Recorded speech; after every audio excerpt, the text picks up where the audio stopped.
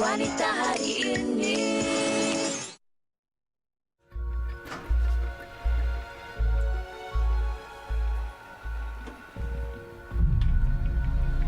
Assalamualaikum. Ini Carmila ya. Saya Aniza. Saya rasa awak kenal siapa saya. Tak sangka kita dapat bertentang mata. Puan Aniza, saya... Carmila tak payah cakap apa-apa. Saya terima. Saya terima seadanya. Carmila jangan risau ya.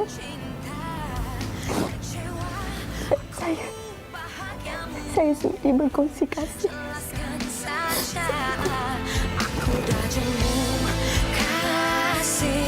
Memang mula Niza sakit. Niza tak boleh terima. Niza tak boleh tidur malam. Tapi bila Niza tahu abang dah kahwin dengan Carmila, Niza dapat terima.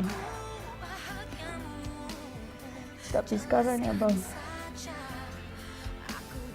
kita dah jadi satu keluarga. Niza rasa abang perlu jujur. Abang kena cakap dekat anak-anak. Bagi tahu diorang pasal Carmila. Paparan yang anda saksikan tadi adalah sedutan dari drama Jejak Carmila yang telah ditayangkan di TV3. Dan seperti yang telah kami war-warkan tadi, hari ini kita nak bercakap tentang topik menumpang kasih. Bagaimana sebenarnya perhubungan mereka yang berada dalam situasi rumah tangga yang di mana suaminya berkahwin lebih dari satu. Hari ini kita akan ketahui dengan lebih lanjut.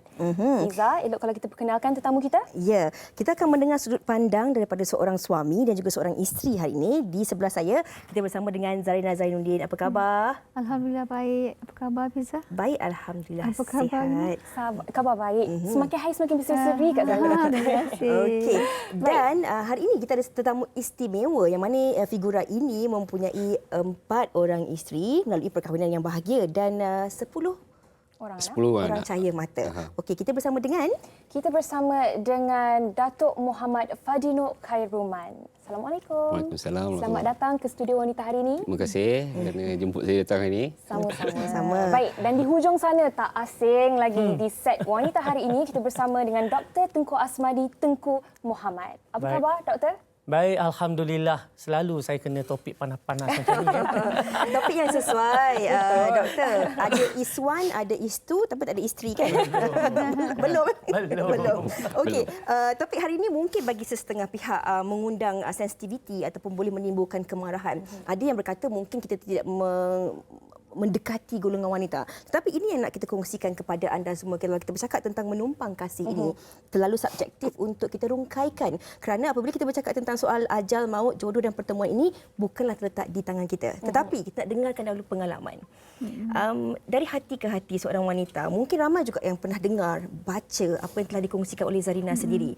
Saya kira sebagai seorang wanita yang ketika itu berkerjaya, popular, cantik dari dulu hingga sekarang, pastinya tak pernah terlintas dalam fikiran untuk mengakhiri zaman bujang dengan suami orang. Kerana pastinya ada banyak pilihan kan. Yang datang pun, datang dan berlalu pergi pun ramai kan. Tetapi apa yang membuatkan Zarina ketika itu memilih dan menerima jodoh dan ketentuan untuk menjadi isteri kedua pada saat itu? Assalamualaikum warahmatullahi wabarakatuh. Waalaikumsalam. Terima kasih kerana mengundang saya ini. Boleh saya share pengalaman saya. Saya berkahwin umur saya 22 tahun.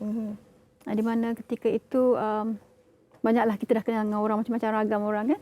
Dan bila berjumpa dengan suami ni memang kita tahu dia suami orang. So kita pun memang tak nak mula-mula kan. Tetapi sebab dia approach tu dia serius. Dia cakap dia kata abang nak kahwin dengan Ina, nak jadikan Ina seorang wanita yang orang pandang tinggi. Jadi saya cakap, saya terkedulah bila cakap macam tu. Saya kata, kalau betul abang punya niat macam tu, bawa saya jumpa isteri abang sebab abang sudah beristeri. Besoknya dia bawa saya pergi. Jadi saya terus pergi Dan isteri duduk sana, saya duduk sini. Masa perjumpaan pertama tu, saya cakap, ya Allah Tuhanku, kalau macam ni keadaannya, saya tak nak. Saya cakap, saya tak nak. Kenapa temukan saya dengan orang macam ni kan, yang dah ada keluarga, ada anak. Saya tengok anak-anak dia masa kecil 3 tahun, 5 tahun, 8 tahun, 10 tahun. Saya cakap, anak ramai. Lepas tu, saya ni nak ganggu rumah tangga orang ke? Lepas tu saya tanya dengan isteri dia, macam mana. Isteri dia pun tanya saya, awak nak kahwin dengan suami saya sebab suami saya ada rumah besar, ada kereta besar, ada harta banyak. Dia cakap itu kan. Saya cakap, saya dah jumpa orang yang kaya. Tapi saya tak jumpa orang yang kaya budi, kaya orang yang kaya bahasa, orang yang betul-betul bersungguh dengan saya kan. Yang ikhlas. Tu dia cakap, betul ke awak betul-betul nak dengan suami saya ni? Dia cakap, kalau akak izinkan, saya cuma nak menumpang. Bila saya cakap menumpang situ, saya tahu diri saya menumpang. Jadi dia cakap, kalau betul lah awak nak kahwin dengan suami saya, jagalah maruah dia, jaga maruah saya. Itu yang saya rahsiakan hubungan saya dengan suami sampai perkahwinan kami 21 tahun. Jadi orang pun tak tahu, awak kahwin dengan siapa? Awak kahwin dengan orang dia? Awak kahwin dengan dia? Saya cakap, adalah suami saya kat rumah, suami saya. Kalau kat luar, masyarakat punya. Kalau kat sini, kat rumah dia, isteri dia punya kan. Betul? Sampai ada orang kata, kita keluar-keluar, awak ni janda ke? Awak ni seorang-seorang je apa kan? Dah lepas 21 tahun baru saya kenalkan siapa suami saya. Macam itulah. Itu dia. Alhamdulillah. Saya kira ini satu perkongsian yang sangat-sangat liberating, yang membuka mata, yang mana hubungan antara isteri pertama dan isteri kedua alhamdulillah baik sehingga ke hari ini walaupun sudah lebih daripada 21 tahun. Ya, alhamdulillah kami sekarang pun bekerjasama. Sekarang saya buat perniagaan Pulut Kuning. Yang isteri pertama dia manage bahagian kewangan. Sebab saya tak pandai jaga duit. Kan duit beli beg Chanel. Jadi dia uruskan tu, dia nasihatkan saya, suami saya buat dia buat costing apa semua, saya buat marketing, kita bekerjasama. Okey. Ini keharmonian yang dikongsikan oleh Zarina sendiri. Tapi dalam nak melalui tempoh 21 tahun itu hakikatnya bukan mudah untuk sampai ke tahap berada di hari ini. Ada soalan untuk Datuk? Ya, saya tertarik bila Zarina katakan tadi selepas 21 tahun baru memperkenalkan suami kepada khalayak ramai. Ini yang menarik dengan Datuk Fadino. Kalau kita lihat di Instagram, memang Datuk berkongsi tentang kesemua isteri-isteri Datuk, keempat orang isteri Datuk. Kalau kita bercakap tentang perkahwinan yang poligami ni, minta maaf ya Doktor Datuk, mungkin ramai antara lelaki yang akan menyuruh perkahwinan mereka. Tetapi Datuk secara khususnya berkongsi dengan orang ramai, saya mempunyai 4 orang isteri dan saya berbangga dengan isteri-isteri saya. Bagaimana Datuk mempunyai keberanian untuk melakukan sedemikian?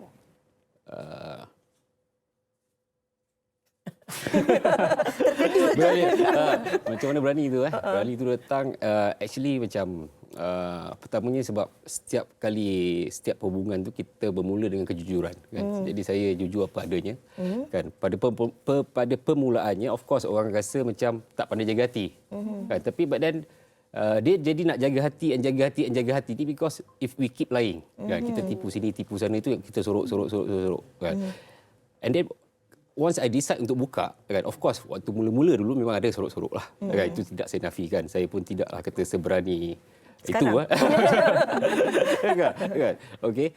Dan bila kita buka tu kan, yes ada konflik-konflik yang berlaku pada permulaannya kan, waktu trust tu belum wujud kan. Dan apabila trust tu dah mula wujud kan, antara isteri-isteri ada trust kan, maksudnya trust yang saya ini menyayangi kesemuanya kan. Tak ada kata nak lebih yang 1 ke 2 ke 3 ke atau 4 kan. Bila trust sudah wujud yang saya ni menyayangi semuanya sama rata kan. Memang kalau bila dah Betul trust, ke sama rata, Datuk? Saya baru nak InsyaAllah, tanya. insyaAllah. Nak berbahagi kasih tu. Laju Zarina bertanya. Jadi apa tu, bila trust sudah ada, yes of course kan, dalam setengah aspek orang nampak macam ini lebih kat sini kan. Tapi bila trust tu ada, dia yakin kan yang mana sini dilebihkan, sini akan dilebihkan pula kan di dalam aspek yang lain Ada kan. give and take lah Yes, di situ. correct, right. Okey, tapi ketika Datuk nak buat keputusan untuk menambah cawangan yang pertama, maksudnya untuk berkahwin lebih daripada satu ketika melalui perkahwinan yang pertama sehinggalah hari ini mempunyai 4 orang isteri, alhamdulillah. Dan ketika itu bagaimana Datuk mendapat persetujuan daripada isteri pertama untuk Datuk melihat isteri pertama Datuk yang mungkin mempunyai jiwa yang kuat dan besar untuk sanggup berkongsi kasih bersama dengan madu-madu yang lain, Datuk?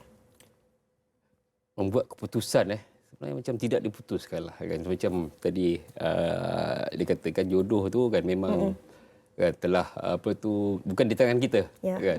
Saya pun tidak menyangka sebenarnya kan banyak liku-liku tu yang mana saya rasa macam tak mungkin kot kan boleh lebih kan, ataupun tak mungkin kot kahwin lagi kan, dan sebagainya. But that kan koinsiden yang berlaku membuatkan terjadilah. Okey, baik. Kita dah dengar sudut pandangan dari seorang isteri, juga dari seorang suami. Doktor, bila kita bercakap tentang menumpang kasih, kasih membawa ke cinta, dan cinta ini bukan sekadar perasaan. Bukan sekadar perasaan yang orang kata suka sama suka, tetapi ia lebih daripada itu. Cinta membawa kepada tanggungjawab, komitmen, rasa bertanggungjawab antara satu sama lain itu. Dan ianya juga membawa kepada tanggungan. Bukan sekadar suka. Betul. Jadi mungkin doktor boleh kongsikan kepada kita betapa besarnya sebenarnya tanggungjawab khususnya bagi seorang suami dalam berkongsi kasih antara isteri-isterinya dan juga antara isteri-isteri satu sama lain. Okey, topik yang panas ni. Sebenarnya pertamanya sekali, saya ramai jumpa orang yang berpoligami dan setiap poligami itu unik. Sebab berlaku poligami juga unik, cara seorang suami mengendalikan keluarga pun berbeza-beza dan tidak ada seorang atau yang boleh kata okey aku ada petua untuk bahagia dalam poligami. Petua datuk kita dengan saya takkan sama, dengan Zarina dengan keluarga dia takkan sama. Jadi sebenarnya dia bergantung kepada apa tujuannya. Okey, tujuannya apa? Ya. Kalau tujuannya hanya untuk nafsu, maka dia tak ke mana. Yeah. Tetapi kalau tujuannya adalah untuk mendapat zuriat dan kemudian membesarkan zuriat dengan baik dan sebagainya, itu lebih mulia. Sebab apa? Sebab saya lihat antara perkara yang orang tak suka bila sebut poligami dan orang marah apabila banyaknya poligami yang mengenepikan, mengutamakan seseorang dan mengenepikan pasangan yang lain. Mengutamakan isteri yang ini, yang lain diketepikan. Jadi disebabkan itu, maka anak-anak tak bahagia, berantakan, cerita-cerita yang tak bagus, bawa sampai ke pejabat agama, saman menyaman, lepas tu tulis dekat sekarang sosial media dan perkara-perkara sebegini yang membuatkan orang takut bila dengar tentang poligami. Ya, tetapi sebenarnya kalau niatnya itu murni bagus, ya. Ini memang ramai orang kata bab kahwin ikut sunnah, bab lain tak nak ikut sunnah. Tetapi kalau kita kahwin, kalau kita nak kahwin ramai, kalau kita tak ikut sunnah, kita nak ikut apa lagi? Jadi kita kena ikut sunnah dan kita kena ambil tanggungjawab. Baik, sebab itu kalau nak berpoligami, pertama kekuatan tu pada suami sebenarnya. Ya, suami kena banyak sabar, suami kena terima kerenah. Ya, kalau katakan isteri mengamuk, isteri marah, maka kena terima sebab orang tu marah kerana perbuatan kita, orang tu mengamuk kerana perbuatan kita, kena sabar. Kan tak boleh tiba-tiba kita pula yang terlebih sentap mengamuk balik, tak boleh. Kemudian kena ada kekuatan dari segi memberi nafkah, dari segi keuangan kena ada. Kalau kata nak berpoligami tapi periuk nasi semua isteri yang jaga, payah. Kan? Jadi sebab tu kita kena ukur kekuatan kita. Boleh tak kita bukan setakat berkongsi kasih tapi berkongsi rezeki. Kan? Maknanya boleh tak setiap anak itu bahagia. Jadi kita kena ukur. Bukannya senang sebenarnya proses untuk mencari kebahagiaan. Dan apabila sudah berlaku fasa perkahwinan, dia ada fasa-fasa ada. Mungkin fasa macam Zarina kata itu tak berlaku dengan semua orang. Kan? Ada isteri pertama yang misalnya tak boleh terima. Dia jadi fasa dia nak memujuk hati, lagi, fasa dia nak berdepan, apa orang kata, apa adik-beradik dia kata, mungkin dia orang kata aku ni tak kerti jaga suami, mungkin orang kata aku ni dah tak muda lagi, mungkin aku ni tak cantik lagi, macam-macam tau. Jadi fasa ini kita kena beri ruang. Kita kena beri ruang kepada isteri itu untuk melalui fasa-fasa nak cool down tu. Dan dia juga akan bertanya sejauh mana kemampuan suaminya untuk berlaku adil, untuk bertanggungjawab. Nanti kat sana duduk rumah lebih lama daripada rumah dekat sini. Jadi macam-macam yang timbul. Okey. Kita nak dengarkan pendapat orang ramai. Tapi sebelum kita nak dengarkan pendapat orang ramai, saya nak tanya satu soalan daripada apa yang doktor kongsikan tadi. Doktor katakan tadi, sebelum kita nak, kalau bagi mereka yang memilih untuk menjadi isteri kedua, ketiga ataupun keempat ini, mereka harus memastikan dari segi tanggungjawab bakal suami itu berkemampuan. Ya, betul. Hadiah yang diberikan bukan daripada wang ringgit isteri pertama, tapi hasil usaha mereka sendiri. Tetapi doktor, Datuk dan juga Zarina, hari ini dalam masyarakat kita, kalau seorang wanita itu yang sebenarnya jatuh cinta dengan bakal pasangan, betul-betul jatuh cinta, tetapi kalau pasangan yang ingin dikahwini itu mempunyai kemampuan, kelebihan, wanita itu akan digelar sebagai gold digger ataupun kaki kikis. Ini apa yang kita bincangkan hari ini, mungkin ada persepsi yang berbeza dalam kalangan masyarakat kita. Sebab itulah juga menjadi ketakutan dalam kalangan wanita ini, jika mereka benar-benar jatuh cinta, mereka Itu saya nak jawab soalan tu. silakan. Dia dikatakan gold digger atau kaki kikis jikalau kehidupan dia selepas berkahwin, kita tak tahu ya, hidup kita ada pasang surut. Kadang-kadang bila lepas berkahwin ada masalah suami tu, dia susah nak terima. Jadi dia akan cuba lari kepada orang lain. Itulah gold digger. Tapi kalau dia boleh hidup susah senang dengan suami dia, itulah adalah seorang isteri, kan? Maksudnya bukanlah waktu kita senang saja suami dia yang baik saja kita nampak, yang kaya kita nampak, tapi susah kita tak nampak. Maknanya kita boleh terima seadanya apa keadaan suami tu, walaupun keadaan suami tu bila suami berkahwin dengan kita, maknanya dia terpaksa memujuk hati isteri dia, isteri pertama tu. Jadi kita kena bagi ruang, janganlah kita sibuk mengada pula, meleceh-lecehkan dia, kan, menyusah-nyusahkan dia. Kita dah tahu, kita yang kedua, ketiga, keempat, you kena mengalah lah. Bawa diri masing-masing. You pandailah bawa diri you, janganlah sibuk nak tak gambar post tu post ni. Orang marah lah. Mestilah dia ada keluarga, dia ada anak-anak dia ada apa. Betul. Maruah dia kita nak jaga juga. So nak jaga benda tu, kita kena pandang diri kita sendiri. Apa jadi pada diri kita kalau kita asyik pentingkan diri aja, kan? Kena fikir perasaan orang. Kita nak hubungan tu lama. Macam saya nak hubungan saya dengan madu saya sampai bila-bila pun lama. Saya nak berkasih sayang dengan dia. Saya bila tak jumpa dia, saya rasa rindu. Saya rasa nak jumpa dia. Kalau jumpa saya, sejuk hati saya. Tengok muka dia, saya terus nak tenang hati. Walaupun kadang-kadang kita rasa macam, ya Allah, kenapa hati aku macam ni? Tapi bila tengok muka dia, kita rasa tenang. Sejuk je. Sejuk je. Hormat itu. Okey. Zarina simpan dulu jawapan doktor, kita akan sambung lepas ni. Begitu juga dengan Datuk. Tapi Yana, sebab kita nak dengar pendapat orang ramai tentang topik kita pada hari ini. Silakan. Jom sama-sama kita saksikan.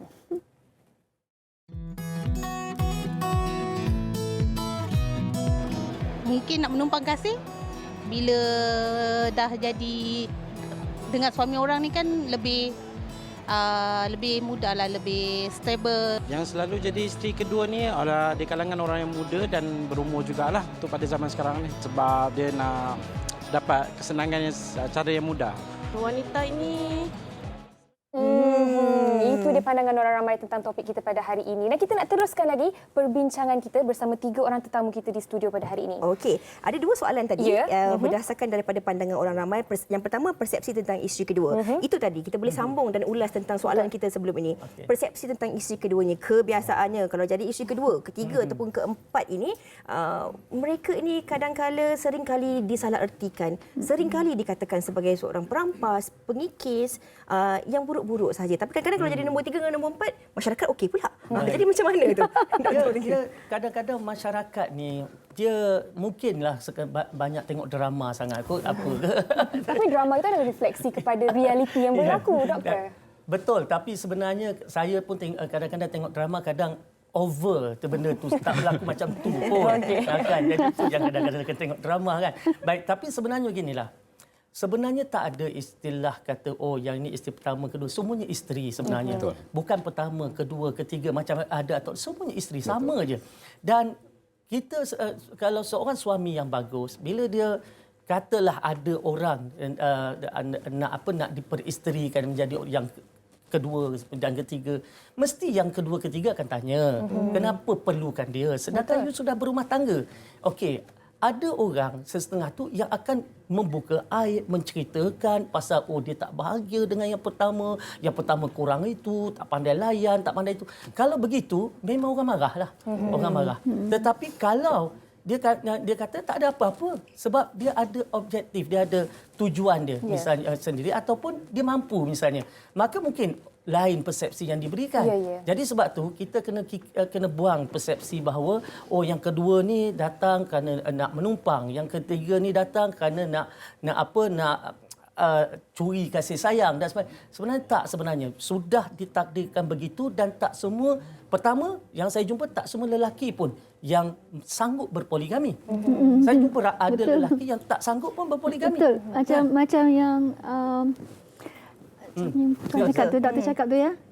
Macam suami saya kan, saya lepas 3 bulan berkahwin dengan dia cakap dengan saya cakap dengan dia, saya pun heran kenapa dia lain ni, layanan ni lain, kenapa dia lebih pada isteri pertama. Dia kata baru dia buka mata dia, baru dia nampak yang isteri dia baik, isteri dia cantik, layan dia elok semua.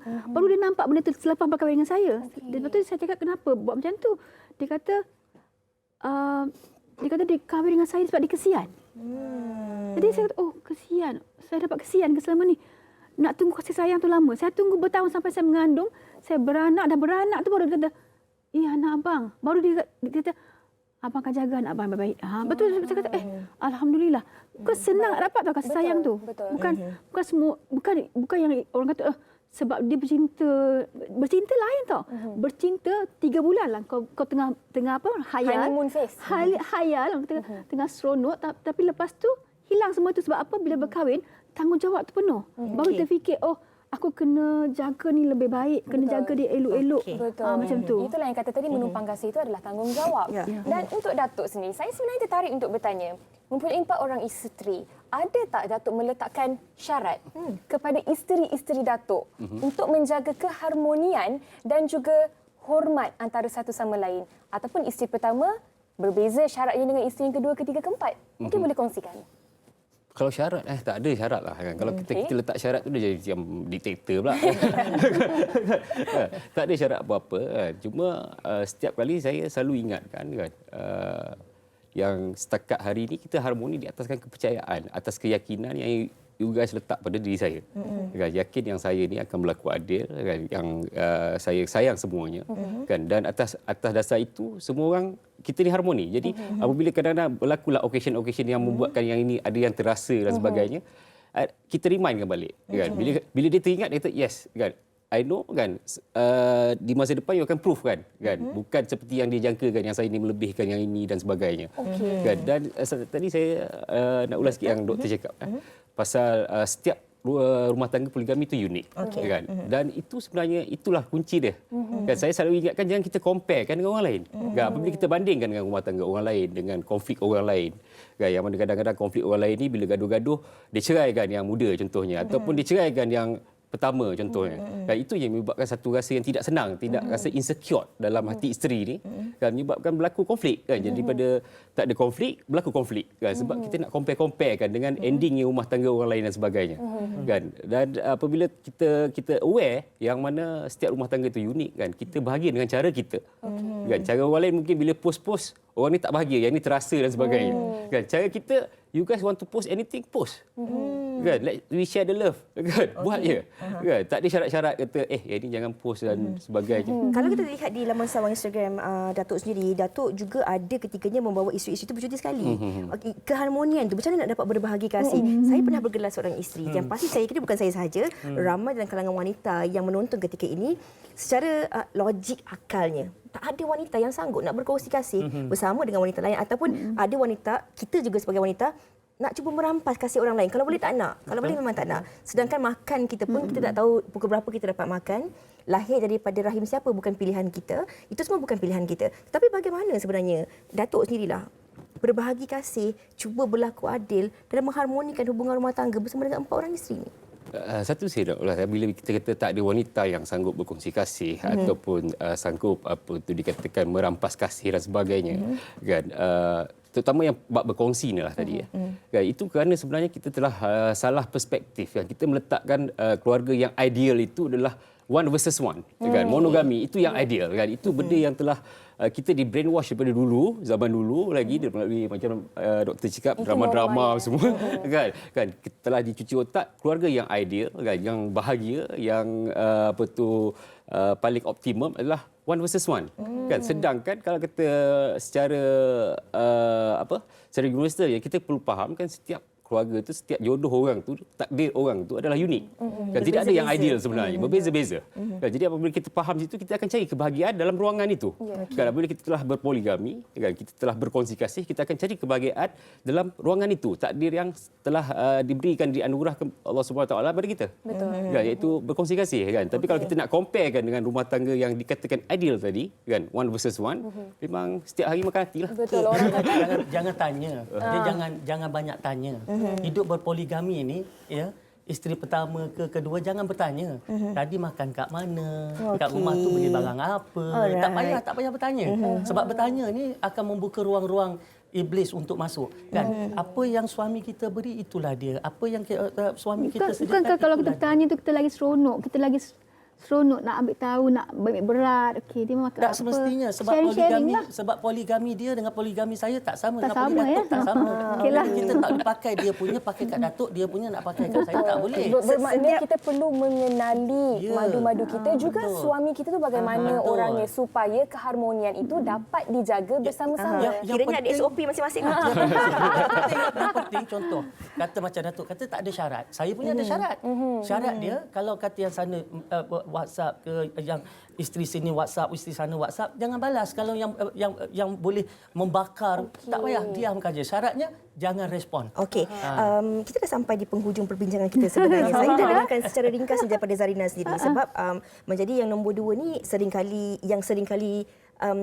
diberi pelbagai persepsi oleh dalam kalangan masyarakat, dan Zarina sendiri bijak membawa diri sebagai isteri nombor 2 dalam berbahagi kasih bersama dengan madu dan juga suami. Mungkin ada sesuatu lah yang nak dikongsikan dengan penonton melalui topik kita tentang menumpang kasih pada hari ini. Mungkin nasib saya lain, kedudukan saya lain. Saya berkahwin dengan suami orang tu sebab saya rasa dia boleh jaga saya, dia boleh bimbing saya ke arah yang lebih baik. Kan? Saya tak belum jumpa lagi masa itulah. Masa tu zaman-zaman saya 22 tahun, saya rasa masa tu saya tak nampak lelaki yang baik di sekeliling saya. Banyak yang nak ambil kesempatan. Jadi saya rasa bila saya jumpa seorang lelaki yang baik, saya rasa biarlah aku jadi yang nombor 2 pun tak apa. Janji dia jaga aku elok-elok dan dia hargai saya sebagai seorang wanita. Dan dia jaga saya sampai sekarang. Dah 26 tahun saya kahwin.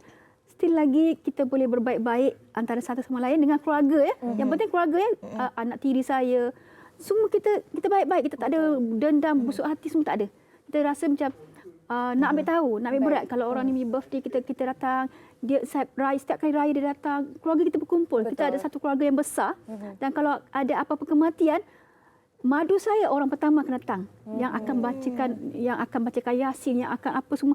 Saya rasa Harmoni. Saya dapat itu dah cukup, alhamdulillah. Sebab saya kurang dari segi agama, mungkin saya kurang, dan saya dapat top up ilmu agama daripada dia. Okay. Orang kata melengkapkan lagi apa yang tidak ada atau kekurangan dalam diri kita. Sedikit dari Datuk, mungkin boleh dikongsikan bersama dengan penonton kita. Bab poligami Menumpang kasih kan?